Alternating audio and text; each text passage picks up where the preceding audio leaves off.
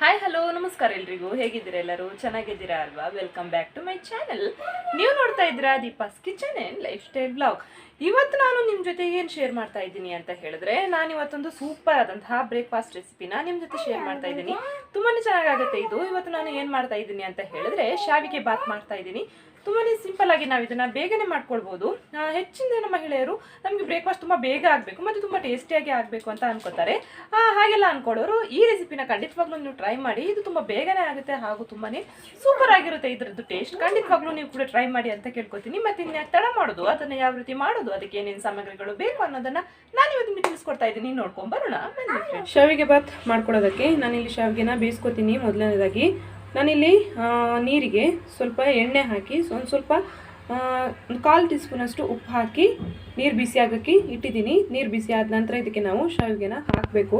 ಶಾವಿಗೆ ಬೇಗನೆ ಬೇಯುತ್ತೆ. ನೀವು ಡೈರೆಕ್ಟಾಗಿ ಕೂಡ ಮಾಡ್ಕೊಳ್ಬೋದು, ಬಟ್ ನಾನಿಲ್ಲಿ ಫಸ್ಟು ಶಾವಿಗೆನ ಬೇಯಿಸ್ಕೊಂಡು ಮಾಡ್ತಾಯಿದ್ದೀನಿ. ನೀರು ಬಿಸಿಯಾಗಿದೆ. ಇವಾಗ ನಾನು ಫ್ಲವರ್ ಹಾಕೋತಾ ಇದ್ದೀನಿ. ಆನಂತರ ಕ್ಯಾರೆಟ್ ಹಾಕೋತಾ ಇದ್ದೀನಿ. ನೀವು ಯಾವುದೇ ತರಕಾರಿಗಳನ್ನು ಬೇಕಾದರೆ ಬಳಸ್ಕೊಳ್ಬೋದು. ಬೀನ್ಸ್ ಕೂಡ ಹಾಕ್ಕೊಳ್ಬೋದು.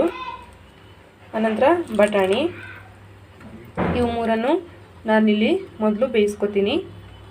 ಇದು ಒಂದು ಕುದಿ ಬರಲಿ. ಆನಂತರ ಇದಕ್ಕೆ ನಾವು ಶಾವಿಗೆನ ಆ್ಯಡ್ ಮಾಡ್ಕೊಳ್ಳೋಣ. ನೀವು ಸಪ್ರೇಟಾಗಿ ಮಾಡ್ಕೊಳ್ಬೋದು. ನಾನಿಲ್ಲಿ ಒಟ್ಟಿಗೆ ಮಾಡ್ಕೊತಾ ಇದ್ದೀನಿ. ಇದು ಇವಾಗ ಚೆನ್ನಾಗಿ ಕುದಿ ಬಂತು. ಇದಕ್ಕೆ ನಾನು ಶಾವಿಗೆ ಆ್ಯಡ್ ಮಾಡ್ಕೊತಾ ಇದ್ದೀನಿ. ನಾನಿಲ್ಲಿ ಇಬ್ಬರಿಗೆ ಎಷ್ಟು ಬೇಕಾಗುತ್ತೋ ಅಷ್ಟು ಶಾವಿಗೆನ ಹಾಕ್ಕೊಂಡಿದ್ದೀನಿ. ನಿಮ್ಮ ಮನೇಲಿ ಎಷ್ಟು ಜನ ಇದ್ದಾರೆ, ಎಷ್ಟು ಬೇಕಾಗುತ್ತೆ ನೋಡಿಕೊಂಡು ಹಾಕ್ಕೊಳ್ಳಿ. ನಾನು ಇಬ್ಬರಿಗೆ ಬೇಕಾಗುವಷ್ಟು ಮಾತ್ರ ಮಾಡ್ತಾಯಿದ್ದೀನಿ. ಇಲ್ಲಿ ನಾವು ಎಣ್ಣೆ ಹಾಕಿರೋದ್ರಿಂದ ಶಾವಿಗೆ ಅಂಟಂಟು ಬರಲ್ಲ. ಇಲ್ಲ ಅಂತ ಹೇಳಿದ್ರೆ ಶಾವಿಗೆ ಬೇಯೋವಾಗ ತುಂಬ ಅಂಟಂಟಾಗಿ ಬರುತ್ತೆ. ನಾನಿಲ್ಲಿ ಎಣ್ಣೆ ಹಾಕಿದ್ದೀನಿ, ಅದಕ್ಕೋಸ್ಕರ ಇದು ಬಿಡಿಯಾಗಿ ಚೆನ್ನಾಗಿ ಬರುತ್ತೆ. ಇದು ಬೆಂದಾದ ನಂತರ ಇದ್ರ ನೀರನ್ನೆಲ್ಲ ನಾವು ಬಸ್ಕೊಳ್ಬೇಕು. ಒಂದು ಜಾಲರಿಯಲ್ಲಿ ಇದ್ರ ನೀರೆಲ್ಲ ತೆಗಿಬೇಕು. ಶಾವಿಗೆನ ನಾನಿಲ್ಲಿ ಸೋಸ್ಕೊಂಡಿದ್ದೀನಿ, ನೀರೆಲ್ಲ ತೆಗೆದಿದ್ದೀನಿ. ಇದು ನೀರಿಗೆ ಹಾಕಿ ಒಂದು 2-3 ನಿಮಿಷದೊಳಗೆ ಇದು ಚೆನ್ನಾಗಿ ಬೇಯುತ್ತೆ. ನೀವು ನೋಡ್ತಾ ಇರ್ಬೋದು ಎಷ್ಟು ಬಿಡಿಯಾಗಿ ಚೆನ್ನಾಗಿ ಬಂದಿದೆ ಅಂತ. ಇನ್ನು ಇದನ್ನು ಯಾವ ರೀತಿ ಮಾಡೋದು ಅಂತ ನೋಡೋಣ. ನಾನಿಲ್ಲಿ ಒಂದು ಪಾತ್ರೆ ತಗೊಂಡಿದ್ದೀನಿ. ಅದಕ್ಕೆ ಇವಾಗ ಎಣ್ಣೆ ಹಾಕ್ಕೊಂಡಿದ್ದೀನಿ 3-4 ಟೇಬಲ್ ಸ್ಪೂನಷ್ಟು. ಇವಾಗ ಅರ್ಧ ಟೀ ಸ್ಪೂನಷ್ಟು ಕಡಲೆಬೇಳೆ ಹಾಕ್ತಾಯಿದ್ದೀನಿ. ಆನಂತರ ಕಾಲು ಟೀ ಸ್ಪೂನಷ್ಟು ಸಾಸಿವೆ ಹಾಕೋತಾ ಇದ್ದೀನಿ. ಇವಾಗ ಅರ್ಧ ಟೀ ಸ್ಪೂನಷ್ಟು ಉದ್ದಿನಬೇಳೆ ಹಾಕೋತಾ ಇದ್ದೀನಿ. ಇದಕ್ಕೆ ಇವಾಗ ಸ್ವಲ್ಪ ಕರಿಬೇವು ಹಾಕ್ಕೊಳ್ಳಿ. ಇದಕ್ಕೆ ಸ್ವಲ್ಪ ಬೆಳ್ಳುಳ್ಳಿ ಹಾಕ್ಕೊಳ್ಳಿ. ಒಂದು 3-4 ಎಸಳು ಬೆಳ್ಳುಳ್ಳಿ ಸಾಕಾಗುತ್ತೆ. ಇದಕ್ಕೆ ಒಂದು 3 ಕಾಯಿಮೆಣಸು, ಒಂದು 2 ಈರುಳ್ಳಿ, ಒಂದು ಕ್ಯಾಪ್ಸಿಕಮ್ನ ಕಟ್ ಮಾಡಿ ಇಟ್ಕೊಂಡಿದ್ದಂತಹ ಕ್ಯಾಪ್ಸಿಕಮ್ನ ಹಾಕೋತಾ ಇದ್ದೀನಿ. ಇದನ್ನು ಇವಾಗ ಚೆನ್ನಾಗಿ ಫ್ರೈ ಮಾಡ್ಕೊಳ್ಳಿ ಎಲ್ಲವನ್ನು ಕೂಡ. ಇದಕ್ಕೆ ಇವಾಗ ಕಾಲು ಟೀ ಸ್ಪೂನಷ್ಟು ಅರಿಶಿನ ಹಾಕೋತಾ ಇದ್ದೀನಿ. ಚೆನ್ನಾಗಿ ಮಿಕ್ಸ್ ಕೊಡಿ. ಇದಕ್ಕೆ ಎಲ್ಲವನ್ನು ಚೆನ್ನಾಗಿ ಮಿಕ್ಸ್ ಮಾಡ್ಕೊಳ್ಬೇಕು. ಇದಕ್ಕೆ ಇವಾಗ ರುಚಿಗೆ ತಕ್ಕಷ್ಟು ಉಪ್ಪು ಹಾಕ್ಕೊಳ್ಳಿ. ಉಪ್ಪು ನೋಡ್ಕೊಂಡು ಹಾಕಿ. ನಾವು ಅವಾಗ ಶಾವಿಗೆ ಬೇಯೋಕ್ಕಿಡೋವಾಗ ಕೂಡ ಅದಕ್ಕೆ ಕೂಡ ಉಪ್ಪು ಹಾಕಿದ್ದೀವಿ. ಅದಕ್ಕೋಸ್ಕರ ಉಪ್ಪು ಸ್ವಲ್ಪನೇ ಹಾಕಿ, ಅದರಲ್ಲೂ ಉಪ್ಪು ಇರೋದ್ರಿಂದ.